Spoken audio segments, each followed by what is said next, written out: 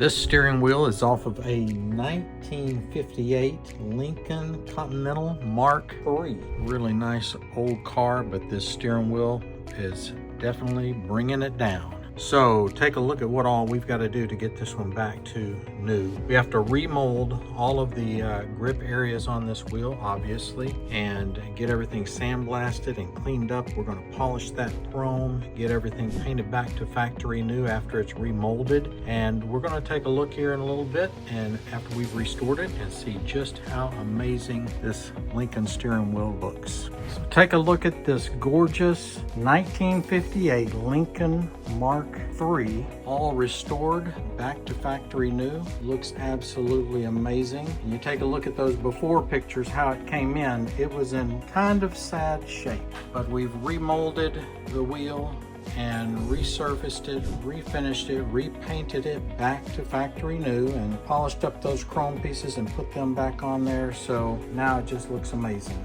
So reach out to us here at craftcustoms.com. We look forward to working with you, and as always, you are going to love what you get. We guarantee it.